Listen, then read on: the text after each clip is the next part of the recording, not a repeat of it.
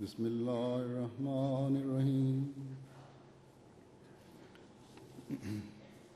All the distinguished guests, ladies and gentlemen, Assalamu alaikum. Peace and blessing of Allah be upon you. Before I start my formal address, I feel it appropriate and necessary to thank Lord Eric Avery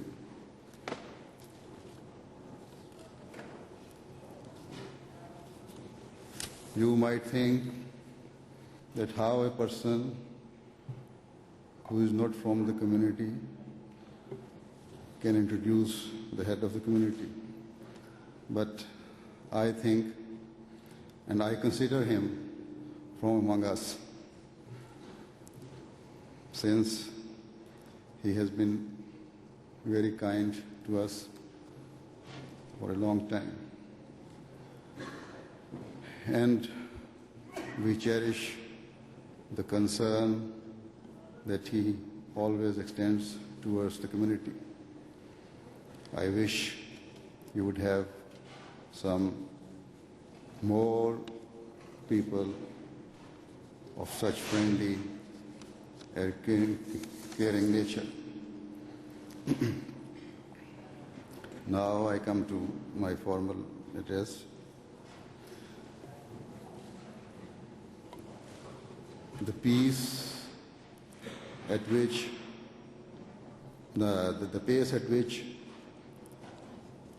peace is fast disappearing from the world today has caused each sane and sensible person to worry. This includes religious people and those who do not believe in any religion. It includes believers in God, whether one God or many gods, and atheists who deny the very existence of God. Each group has its own arguments.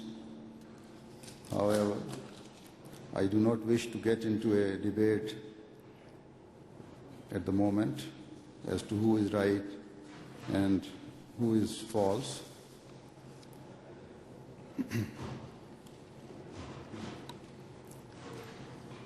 However, they all have valid concerns that peace is disappearing from this world. Man who considers himself to be educated and civilized is reverting back to the period of ignorance when personal ego and false pride led people to cut others' throat and on a collective basis made tribes and dynasties indulge in such barbaric acts. It is a matter of great sadness, therefore, that educated man has become so soft-hearted that he turned out to be kind to animals of the wild, so much so that there are societies and organizations established to provide protection to some species. These organizations compel governments to protect the wild species and legislate against their destruction. Even the parliaments pass laws prescribing punishments of these animals are killed, if these animals are killed. Yet, on the other hand, man, who is the most superior of all creations, is made to starve and restrictions are placed against him. Economic and trade sanctions are imposed against those countries that do not follow or toe the line. It is beyond one's understanding that when governments confront other governments in order to gain their political and economic objectives, it is the poor and peace-loving people of these countries that suffer in the ensuing tug of war. They are drowned in the maelstrom of hunger, poverty, and cruelty. What is the fault of the innocent children who do not even understand this struggle for political and economic superiority?